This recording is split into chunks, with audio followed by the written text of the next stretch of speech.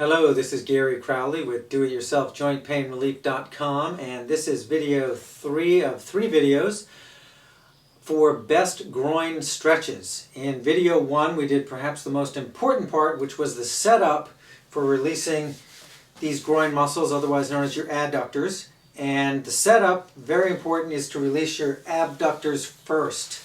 So if you missed video 1 and you missed the setup for making this really successful in stretching these, go to video 1 and learn how to release your abductors before you release your adductors.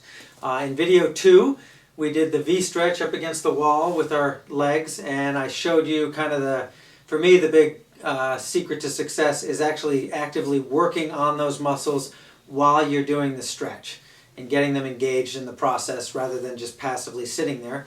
Here in video 3, we're going to do kind of a standard butterfly groin stretch, but we're going to add a little activity to it to make it that much more effective. So let's get to it. So here is your standard groin stretch that a lot of folks are doing, and maybe for them it's been effective, but for me this has never done much. Just pressing here has never really done much. I could do that all day long and I'd get no improvement.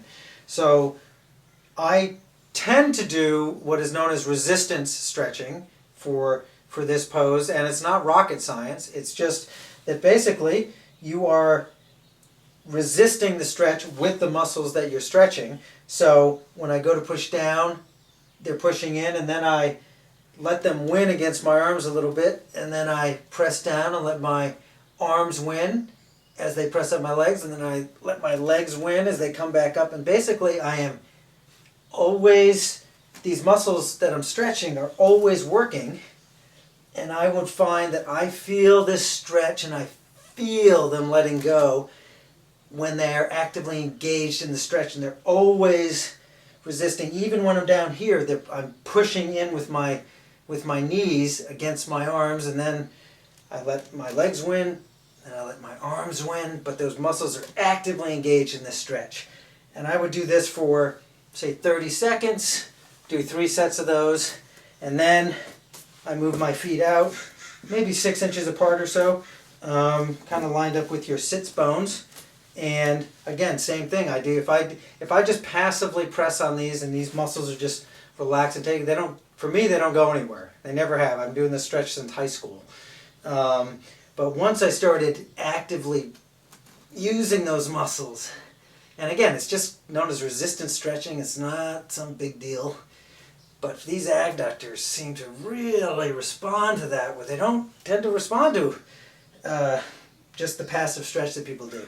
And when you put your feet out a little wider, you get a little different muscle groups, little different parts of those muscle groups. It actually feels pretty good.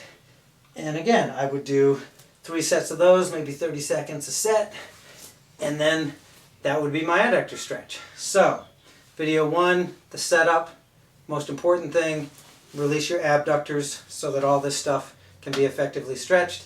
Video 2, we're up against the wall with our legs out, and I'm actively working on these while I flex my quads and arch my back and actively work on those. Video 3 here, we did this, and then we moved them out, and we did this all the while these muscles pushing against my arms. Sometimes my legs win, sometimes my arms win, but fully engaged.